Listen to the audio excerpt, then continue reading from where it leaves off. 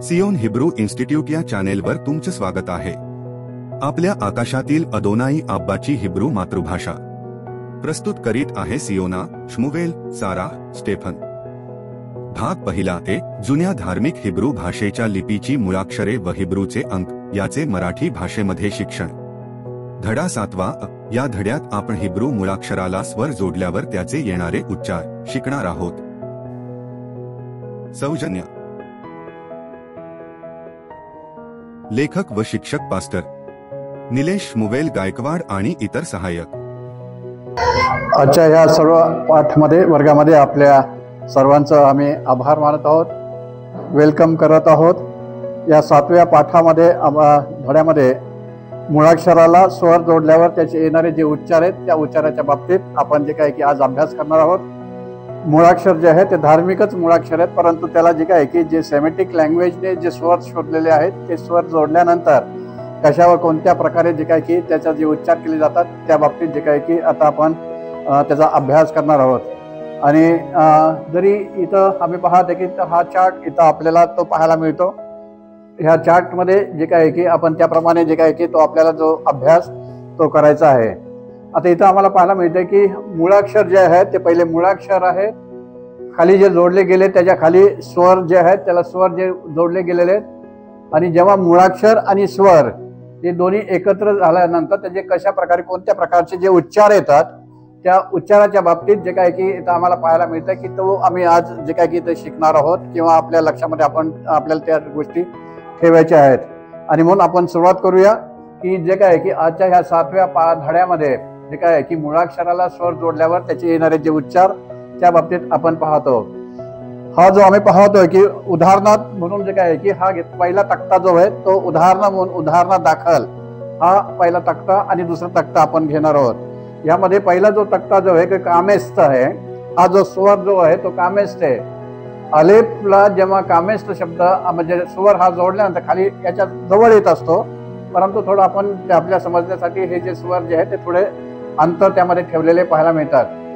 अलेफला जेव्हा कामेस्ट हा स्वर जेव्हा जोडला जातो त्यावेळेस त्याचा जो उच्चार जो येतो तो आ म्हणून जे काय की तो उच्चार येतो।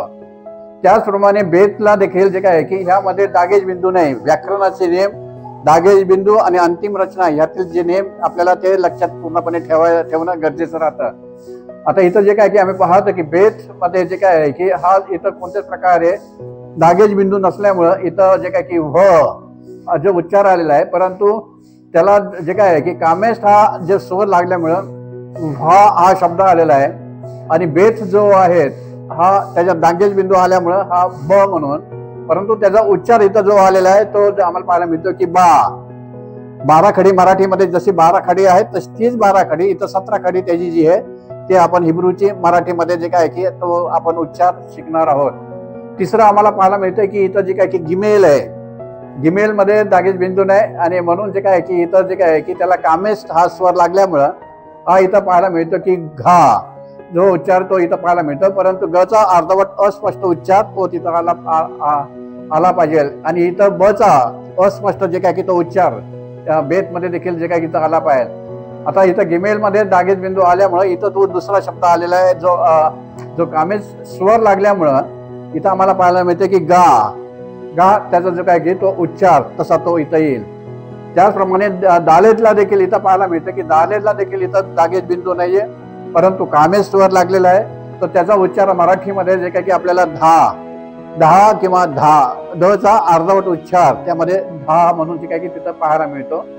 पुढे जे आम्ही पाहतोय की दालेद मध्ये दागेज बिंदू आल्यामुळं तो द आहे, परंतु त्याला इथं जे काय आहे की आपण पाहायला मिळतं की इथं कामेस्ट हा लागलेला आहे आणि कामेस्ट बिंदू लागल्यामुळे मराठीमध्ये जे काय की इथं आम्हाला पाहायला मिळतं की इथं त्याचा उच्चार दा म्हणून जो काय की तो आलेला आहे। मराठीतले जे स्वर आहे अ आ इ उ उ त्याचप्रमाणे याचे जे काय की हे ते स्वर देखील हिब्रू मध्ये समानतेमध्ये जे काय की इथे घेतले जातात। आणि इथं कधला काना आला म्हणून इथं दा म्हणजे अर्थात कामेस्ट जो हा आहे स्वर तो जो स्वर जो आहे तो काना म्हणून जे काय की तो तिथं तो वापरला जातो। आणि तिसरा आम्ही पाहतो की हेला कामेस्ट हा स्वर लागल्यामुळं इथं हा शब्द इथं आलेला आहे, हला काना हा। पुढे वाव जे मुळाक्षर आहे, वावला जिथे कामेश हा शब्द लागलेला आहे, तो इथं आम्हाला पाहायला मिळतो. कामेश शब्द आल्यामुळं वला काना वा म्हणून तो इथं पाहायला मिळतो. जाईनच्या इथं आम्हाला पाहायला मिळते की हा जाईन जो आहे तो जाईनच्या मध्ये दोन मराठी जे काय की हे मुळाक्षरातले जे काही उच्चार इथे येतात, वर्ण येतात, ज किंवा झ, हे दोन्ही जर ज किंवा झ इथं जर आम्हाला करायचं असेल ह्याच्यामध्ये हिब्रू मध्ये, तर जाईन हा फक्त एकच जो काय की मुळाक्षर तिथं तो उच्चारावा लागेल. परंतु जाईनला इथं जे काय की कामेश हा जो काय की स्वर लागल्यामुळं इथं आम्हाला पाहायला मिळतं की इथं जा किंवा झा हा जो काय की इथं त्याचा जो जे काय की उच्चार हा इथं तो त्याप्रमाणे घ्यावा लागेल. पुढचं जे मुळाक्षर जे आहे ते पुढचं मुळाक्षर इथं जे आम्हाला पाहायला मिळतं की हेतला जे काय की कामेश हा मुळा जे काय की स्वर लागल्यामुळं तिथं देखील हा त्याचा उच्चार जो आहे तो हा उच्चार जे काय की तिथं तो घ्यावा लागतं. पुढं आम्हाला पाहायला मिळतं पुढचं मुळाक्षर की तेतला कामेश हा शब्द लागल्यामुळं मराठीमध्ये त किंवा ट हे दोन जे काय आहे की त्याकरिता तुम्हाला तेत हा जो काय की तिथं वापरता येईल हा मुळाक्षर हिब्रूचा, किंवा त्याच्या उच्चारामध्ये आपल्या मराठीच्या उच्चारामध्ये ते दोन्हीही जे काय की जे उच्चाराला जे काय की तेत हा जो मुळाक्षर तो वापरावा लागेल. आणि त्याला जे काय की कामेस्थ जो लागल्यामुळं तिथं काना हा लागल्यामुळं हा इथं जो उच्चार झालेला आहे ता किंवा टा जे काय की इथं पाहायला मिळतो. पुढे आम्हाला पाहायला मिळतं की योध हा योधला आम्हाला पाहायला मिळतं की कामेश हा स्वर लागल्यामुळं यला काना या हा उच्चार इथं तो आलेला पाहायला मिळतो. पुढचा जो मुळाक्षर जो आहे तो काफ आहे. या काफला आम्हाला इथं पाहायला मिळतंय की जे काय आहे की दागेज बिंदू नसल्यामुळं त्याचा उच्चार ख आलेला आहे, आणि या काफ मध्ये दागेज बिंदू आल्यामुळं त्याचा उच्चार क आलेला आहे. परंतु जेव्हा ह्या दोन्ही अशा प्रकारच्या मुळाक्षरांच्या खाली कामेश हा जर स्वर लागला गेला तर हा दागेज बिंदू नसलेला जो काय आहे काफ त्याचा उच्चार खा म्हणून हा तो केला जातो. आणि काफ मध्ये जे काय की हा दागेज बिंदू आल्यामुळं जे काय की त्याला जे काय की हा कामेश हा जो स्वर लागल्यामुळं त्याचा जो उच्चार का म्हणून जे काय की हा इथं तो केला जातो. पुढे आम्ही पाहतो की लामेद हा जो मुळाक्षर आहे, परंतु या लामेद मुळाक्षरामध्ये आपल्याला मराठीतले जे काय की ल आणि ळ या दोन्ही शब्दाचा जे काय की उच्चारामध्ये आपल्याला हा लामेद शब्द घ्यावा लागेल. त्यांचा जो काही मुळाक्षर जे आहे ते घ्यावं लागेल. आणि या लामेदला जे काय की कामेश हा जे काय आहे की स्वर हा जोडल्या गेल्यामुळे खाली लागल्यामुळं इथं आम्हाला पाहायला मिळते की त्याचे जे काय की उच्चार आलेले आहे ल ला काना ला किंवा ल ला काना ला हे दोन्ही उच्चार ल मध्ये जे काय की इथं पाहायला मिळेल. मेम हा जो आम्ही पाहतो पुढचा मेम आहे, मेमला हा कामेस्थ जो आहे तो इथं स्वर जोडल्या गेल्यामुळं इथं मला काना माचा उच्चार इथं तो घ्यावा लागेल. पुढे आम्हाला पाहायला मिळते की नून मध्ये इथं आम्हाला पाहायला मिळते की न मध्ये आम्हाला पाहायला मिळते ह्या नून मध्ये नळाचा न आणि बाणाचा न हे दोन्ही आपल्याला तिथं जे काय की एकाच ह्याच्यामध्ये त्यांच्या नून या शब्दामध्ये मुळाक्षरामध्ये तो जे काय की तो वापरावा लागेल. आणि म्हणून इथं आम्हाला पाहायला मिळते की ह्या नला जो जे काय की कामेश लागल्यामुळं अर्थात काना लागल्यामुळं ना आणि ना हा दोन्ही जे काय की उच्चार इथं जे काय की ह्या न मध्ये आम्हाला पाहायला मिळतात. पुढचं जे मुळाक्षर जे काय की ते सामेक जो आहे, या सामेक मध्ये जो काय की इथं पाहायला मिळतो, या सामेकला जो काय की कामेश हा स्वर लागल्यामुळं इथं जे काय की सा हा जो काय की त्याचा उच्चार हा इथं घ्यावा लागेल. पुढं आम्हाला पाहायला मिळते की ऐन हे जे मुळाक्षर आहे, या मुळाक्षराला इथं कामेश हा स्वर इथं खाली लागल्यामुळं याचे दोन प्रकारचे जे काय की उच्चार इथं तयार होत असतात. या ऐनला जेव्हा कामेश शब्द लागल्यामुळं इथं आ किंवा ए ही बाब इथं लक्षात ठेवणं गरजेचं राहील. कामेशला जेव्हा जे काय की कामेश हा जो आहे स्वर इथं लागल्यामुळं ऐन मध्ये लागल्यामुळं इथं आ किंवा ए हे दोन उच्चार इथं घेत असताना त्या शब्दातील वाक्यातला जो शब्द आहे त्या शब्दावरून जे काय की त्याचा उच्चार हा तिथं व्यवस्थित आपल्याला घेण्याच्या वेळेस जे काय की हा विचार करावा लागेल पहिला की हा आ आहे का ए आहे. म्हणून त्या शब्दावरून जे काय की ते आपल्याला त्यावेळेस जे काय की तो विचार करून तो योग्य तो शब्द जे आहे तो आपल्याला तिथं उच्चारावा लागेल. पुढे आम्हाला पाहायला मिळतं की जे पे आहे, या पे मध्ये दागेज बिंदू नाहीये आणि ह्या पे मध्ये दागेज बिंदू आहे. अर्थात ज्यामध्ये डागेज बिंदू आलेला आहे त्या डागेज बिंदू आलेल्या मध्ये कामस्थ हा जो इथं खाली शब्द हा वास्तविक इथं जोडला जातो वर या खाली याच्या खाली मुळाक्षराच्या खाली इथं जोडला जातो. हा लांब अंतर यासाठी ठेवलेले की आपल्याला हे जे काही स्वर हे कोणत्या प्रकारचे आहेत ते लक्षात यावे म्हणून. पेला आम्ही पाहतोय की दागेज बिंदू असलेल्या पेला हा जो काही कामेस्थ जो स्वर जोडला गेल्यानंतर त्याचा जो उच्चार आहे की पहिला काना आलेला आहे पा पा आहे आणि याच्यामध्ये दागेज बिंदू नसल्यामुळे याच्यामध्ये फ जो काय की तो शब्द जो आलेला आहे फ आणि म्हणून हा कामेस्थ बिंदू ह्याला जोडल्या गेल्यामुळं जे काय की तिथं त्याचा जो उच्चार आलेला आहे फा. पुढचं जे आहे ते आम्हाला पाहायला मिळतं की साध्य मध्ये इथं जो काय की आम्हाला पाहायला मिळतं की साध्य ह्याला जे काय की मुळाक्षराला हा जे काय कामेस्थ जो स्वर जोडला गेलेला आहे तो स्वर जोडल्या गेल्यामुळं स्था हा जो आहे तो त्याचा जो उच्चार स्था म्हणून जो काही तिथं तो घ्यावा लागेल. पुढचा जो आम्ही पाहतो की जो काय की कोफ हे जे मुळाक्षर आहेत त्याला कामेस्थ हा जो स्वर जोडल्यामुळं त्याचा जो उच्चार आलेला आहे कैकवला काना का म्हणून जे काय की का म्हणून त्याचा जो काय की तो उच्चार येतो तो घ्यावा लागेल. पुढचं जे मुळाक्षर रेष आहेत रेषला कामेस्थ शब्द जोडल्यामुळं या कामेश शब्दाचा ह्याच्यामध्ये आम्हाला पाहायला मिळतो की मराठीमध्ये आपल्याला त्याचा उच्चार रला काना रा म्हणून स्पष्टपणे त्याचा तो उच्चार आपल्याला तो घ्यावा लागेल. पुढचा आम्हाला पाहायला मिळतो की शीन जो आहे त्याला कामेस्थ हा जो काय की स्वर जोडला गेल्यामुळं या स्वराला जे काय की ह्या संपूर्ण जे काय की या सेक्शनला विभागाला आपल्याला त्याचा जो उच्चार जो आहे तो शहामुग्राचा श त्याचा जो उच्चार आम्हाला पाहायला मिळतो की त्या शला काना जोडल्या गेल्यामुळे शा हा त्याचा जो उच्चार तिथं तो घ्यावा लागेल. आता इथं आम्हाला पाहायला मिळतं की इथं ह्याचा टिंब शला इथं टिंब आहे परंतु दुसरा सीन जो आहे त्याला इथं टिंब येत असतं परंतु आमच्या ह्याच्यामध्ये तो नाही परंतु आपल्या व्हिडिओमध्ये जे काय की हा तो टिंबवाला जो श हा स्पेशलपणे जे काय की आपल्याला पुन्हा दाखवण्यात येईल त्यामध्ये व्हिडिओच्या ह्याच्यामध्ये एडिटमध्ये. पुढे जे काय की हा सीन जो आहे या सीनला काना लागल्यामुळं जे काय की काना अर्थात कामेश स्वर लागल्यामुळं हा इथं त्याचा उच्चार आलेला आहे की सा म्हणून जे इथं पाहायला मिळतो.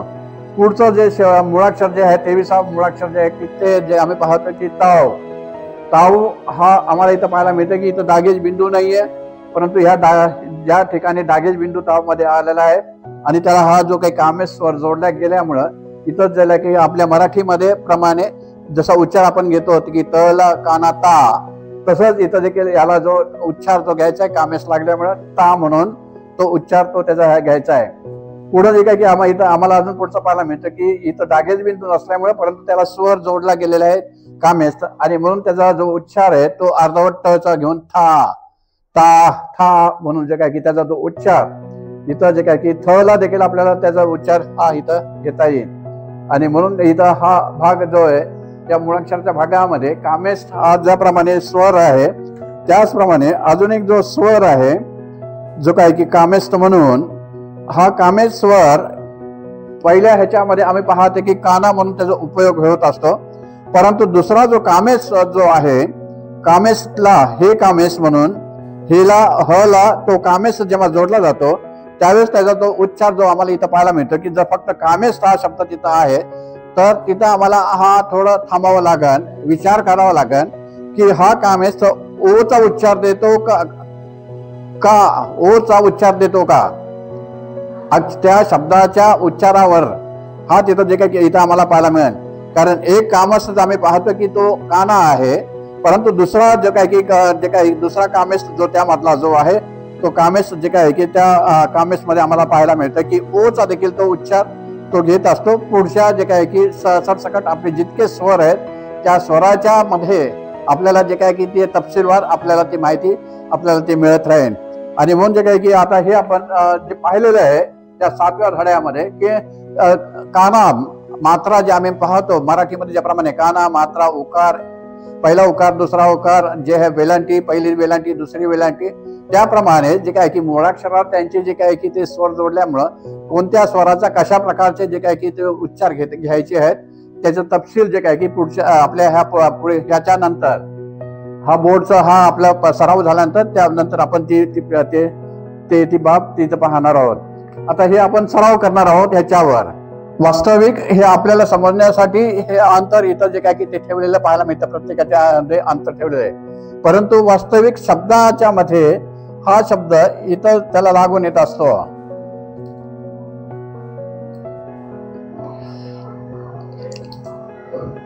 आलेपला हा कामस्थ जो काय की तो स्वर लागल्यामुळं तिथं आपल्याला पाहायला मिळतो आ, अ ला काना आ, आ. बेतला देखील इथं आम्ही पाहतो डागेश बिंदू नाहीये, परंतु इथं कामेश हा बिंदू लागले, हे स्वर लागल्यामुळं बारीक अक्षरामध्ये ते येत असतं. कामेश. आणि इथं आम्हाला पाहायला मिळतं की व्हा, अस्पष्ट उच्चार.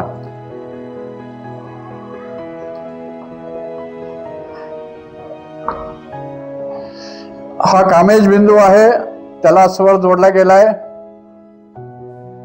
डागेश बिंदू मध्ये आम्ही पाहतो की डागेश बिंदू बेत मध्ये जे काही आलेलं आहे त्याला कामेश स्वर जोडला गेल्यामुळं स्पष्ट उच्चार. बला काना बा.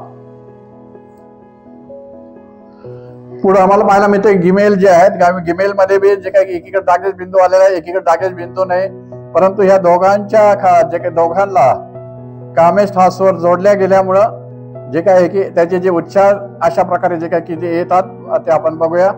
हा गिमेल त्याच्यामध्ये जे आहे घला काना घा. आणि ह्या जे काय की डागेश बिंदू हे तर गिमेल मध्ये आल्यामुळं त्याचा जो स्पष्ट उच्चार तो येतो ग, आणि त्याला हा स्वर जोडला गेल्यामुळं गा. पुढं सेम दालेत मध्ये देखील डागेश बिंदू असतो, आणि डागेश मध्ये डागेश बिंदू ते आलेला आहे. एका ज्या डागेश ह्याच्यामध्ये दालेत मध्ये डागेश बिंदू नाहीयेत आणि त्याच्यामध्ये हा स्वर जोडला गेला, कामेश स्वर जोडला गेला, तर त्याचा जो उच्चार येतो धा.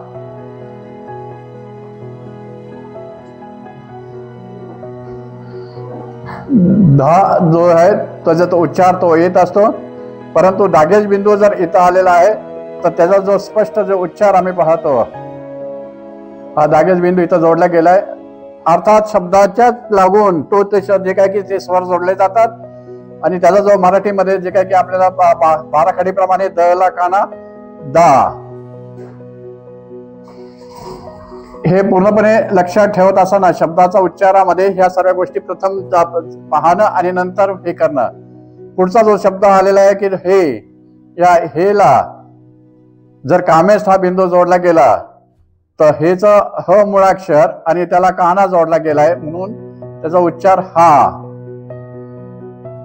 पुढं जो शब्द आहे तो आपल्या सर्वांना माहिती आहे, पाठ केला असेल तर आपल्या लक्षात येईल की हा जो वाव शब्द आहे आणि ह्या वावला खाली कामेश हा जर तो शब्द हे लागलेला आहे, स्वर लागलेला आहे, त्याचा उच्चार वला काना वा.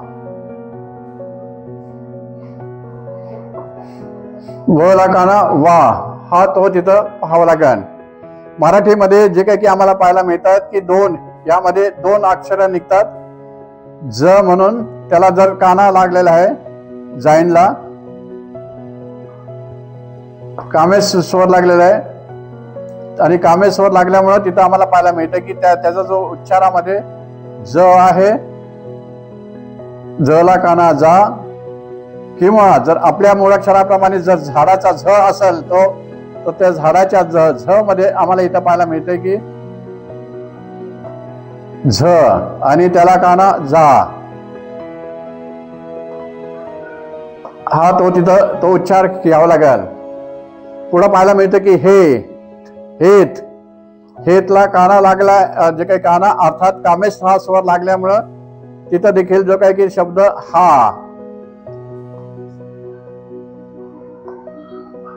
हा शब्द. पुढे पाहायला मिळतं की तेतला हा कामेश स्वर लागल्यामुळं हा तिथं जो आलेला आहे ता.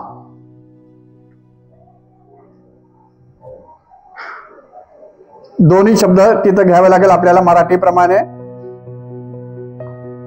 तो आणि दुसरा जो शब्द आहे तिथं ट, परंतु हा कामेश इथं लागल्यामुळं टला काना टा किंवा टला काना टा, हे आपल्या मराठीमध्ये हे सर्वांना आपल्याला लक्षात पूर्णपणे लक्षात ठेवावं लागेल.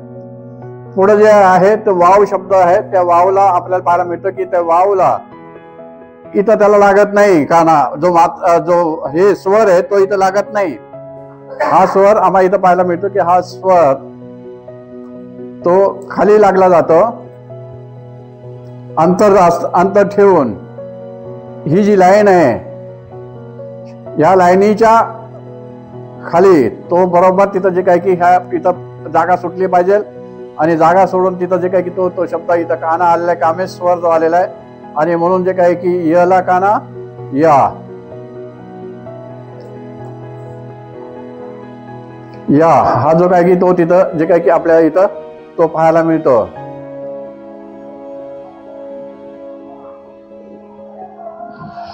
पुढं आम्हाला पाहायला मिळतं की जो पुढचा जो आहे योध काप, काप मध्ये इथं आपल्याला पाहायला मिळतं की इथं डागेश बिंदू नाही, परंतु इथं डागेश बिंदू आलेला आहे. तरी देखील कापच्या ह्याच्यामध्ये आम्हाला हे पाहायला मिळतं की हा डागेश बिंदू न आल्यामुळं हा कामेश्वर, दोघांना कामेश्वर लागलेला आहे, इथं खाली आलेला आहे. आणि खाली आल्यामुळं कामेश्वराचा जो इथं जो उच्चार जो आलाय तो क म्हणून तो घ्यायचा आहे. क, आणि ह्याचा जो उच्चार आहे इथं क येणार नाही, कारण त्याच्यामध्ये आम्हाला पाहायला मिळतंय की इथं तो कला काना का, कारण हा इथं जो काय आहे की तो स्वर आलेला आहे, लागलेला आहे त्याला. इथं जे काय की ह्या कामेश जे काय की इथं पाहायला मिळतो त्याच्या ख चा त्याला काना खा.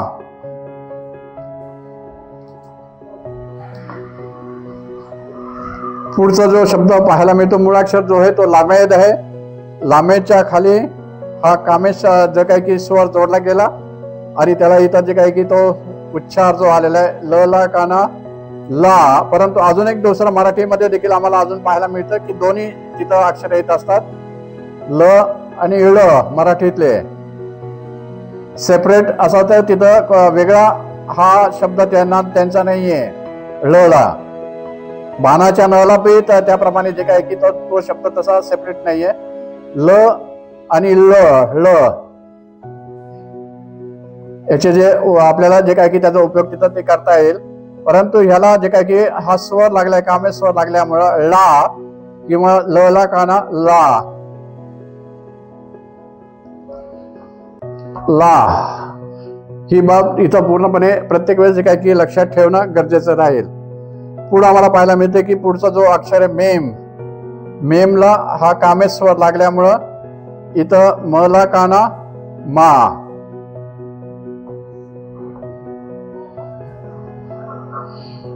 पुढचा जो आहे मूळाक्षर नून, या नूनला आम्हाला पाहायला मिळतं की जो स्वर लागला गेलाय,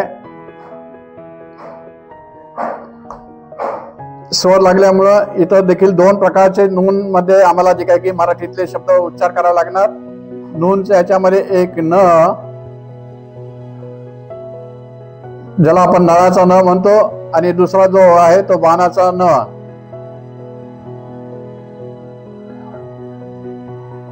परंतु हा इथं स्वर लागल्यामुळं, कामेश हा स्वर लागल्यामुळं नला जे काय की काना ना, आणि ह्याला देखील जो काना आलाय तो ना म्हणून तो तिथं त्याचा तो उच्चार तिथं तो घ्यावा लागेल. पुढे आम्हाला पाहायला मिळतं की जो जे काय की सामेक आहे, दोन सामेक, सामेक मूळाक्षराला इथं जेव्हा स्वर लागला गेलाय कामेश, आणि स्वर लागल्यामुळे कामेश हा शब्दामध्ये आम्हाला इथं पाहायला मिळतं की स ला काना सा.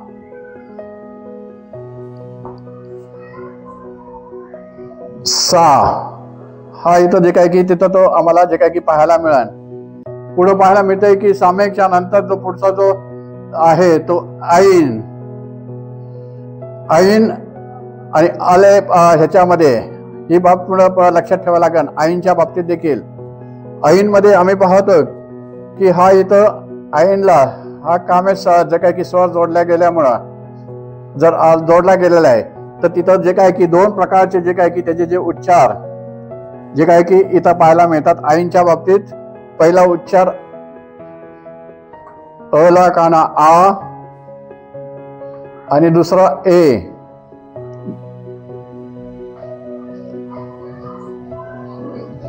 दुसरं आम्हाला पाहायला मिळतं की ए.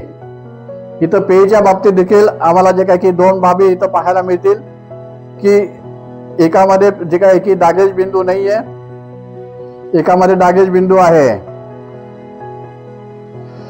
ज्याच्यामध्ये दागेश बिंदू आहे याला हा कामेश स्वर जोडला गेलाय. अक्षराला बरोबर खेटून खाली जे काय की किंवा वर डोक्यावर असे ते स्वर जोडले जातात. फक्त तिथं लांब यासाठी दाखवले गेलेत की जेणेकरून जे काय की ते स्वर कशा प्रकारचे ते तुम्हाला लक्षात यावे म्हणून. परंतु वस्तुस्थितीमध्ये आम्हाला पाहायला मिळतं की हे स्वर असे प्रत्येक असे जवळ खेटून ते लागलेले असतात. आता हा पेला इथं जे काय की हा बिंदू जो लागलेला आहे पेचा, पेला जो काय की हा कामेश स्वर लागल्यामुळं इथं प आणि त्याला काना पा स्वर लागल्यामुळं पा. आणि ह्याला जे काय की दागेश बिंदू नसल्यामुळं अस्पष्ट जे उच्चार त्याचा जो आहे प, परंतु त्याला काना लागल्यामुळं फा.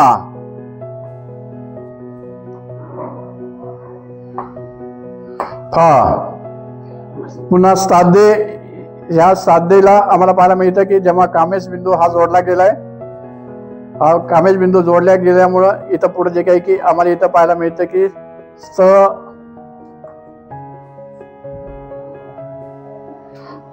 त्याला काना स्था. स्था हा तिथं जे काही की तो शब्द तिथं पाहावा लागेल. पुढे जे आम्ही पाहतो की कोप, कोपला इथं आम्ही पाहतो की हा स्वर इथं जोडला गेलाय. कोपला स्वर जोडला गेल्यामुळं तिथं आम्हाला पाहायला मिळतं की का.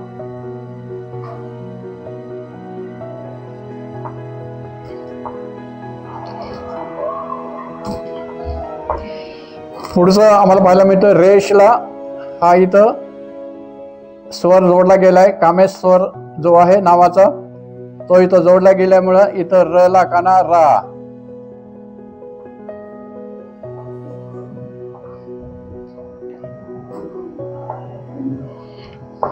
र ला काना रा. पुढं आम्ही पाहतो की जो शीन आहे, या शीनला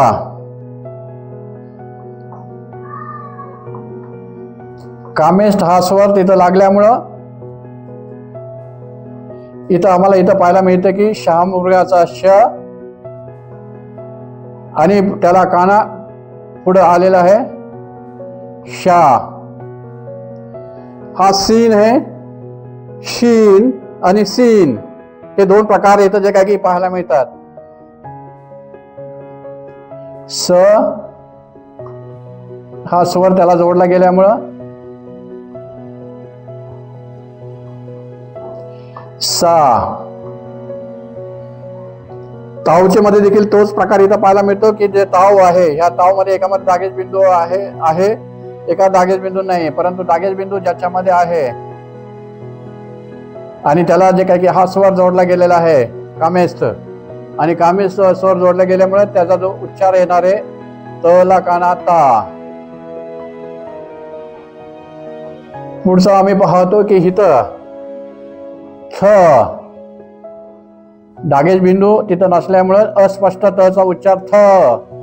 थ च्या मध्ये इथं आम्हाला पाहायला मिळतं की त्याला कामेश हा स्वर लागल्यामुळं तिथं त्याचा जो उच्चार आलेला आहे था.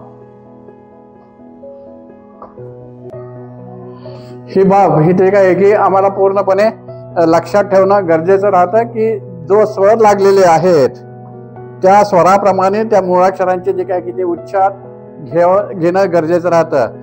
आणि सर्वात महत्वाची बाब, हिंदी आणि मराठीमध्ये अशा प्रकारचे ते त्या हिब्रूच्या समानतेमध्ये असलेले हे स्वर असल्यामुळं आपल्याला त्याचे जे उच्चार घेण्याकरिता मराठी आणि हिंदी जे भाषा बोलणारे जे आहेत त्यांना अधिक प्रमाणात जे काय की त्याचे शब्दाचे स्वर जे काय की सहजपणे उच्चार करायला सहजपणे जे काय की सोपं जातं.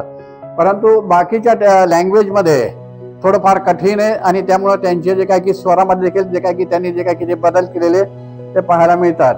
आता हा जो भाग इथं आम्ही पाहतो या 7व्या भागामध्ये की हे जे स्वर जोडलेले आहेत कामेष्ट, या कामेश शब्दाला जे मुळाक्षराला कामेश शब्द जोडल्या जे काय की स्वर जोडल्या गेल्यामुळं त्याचे कशा प्रकारचे जे उच्चार घ्यायचे आहेत ते आपण एक उदाहरण पाहिलेलं आहे. उदाहरण पहिलं,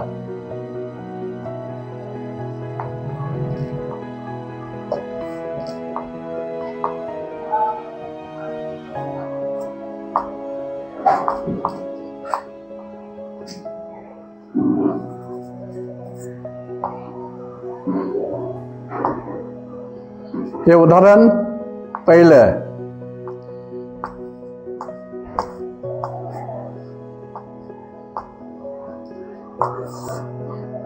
जो आहे स्वर आपण जोडला गेलेला आहे स्वर कामेश.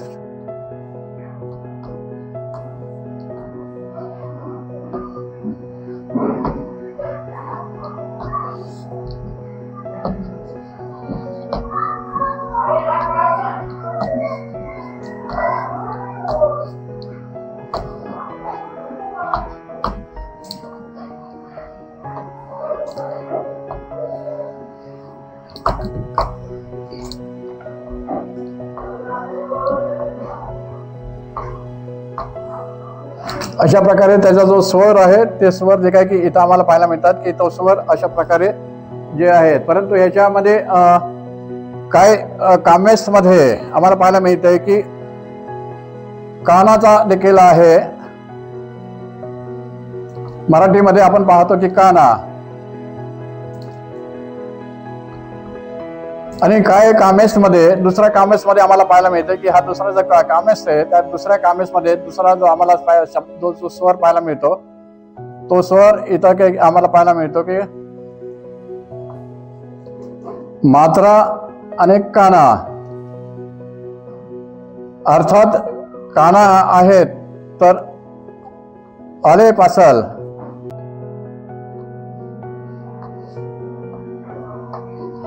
तर इथं ओ येईल आणि इथं आम्हाला पाहायला मिळतंय की इथं आ येईल. हा कामेश आहे परंतु इथं कामेश हा दोन स्वर प्रकारचे स्वर त्यामध्ये असल्यामुळं ते व्यवस्थित ते लक्षात ठेवणं गरजेचं आणि हे महत्वाचं आहे. आता हा एक उदाहरण आम्ही पाहिलेलं आहे कामेश या शब्दाचं. आता दुसरं एक उदाहरण आपण बघूया. दुसरा जो स्वर आहे त्या दुसऱ्या स्वराचं आपण जे काही की उदाहरण पाहूया की दुसरा जो स्वर आहे तो स्वर आम्हाला पाहायला मिळतो स्टेरे. हिब्रू ते मराठी शिकण्याच्या 6व्या भागात सहभागी झाल्याबद्दल धन्यवाद. पुढील भागात स्वर स्टेरेचे उदाहरण पाहूया. चॅनेलला सबस्क्राईब करा, लाईक करा आणि तुमचे विचार कमेंटमध्ये शेअर करा.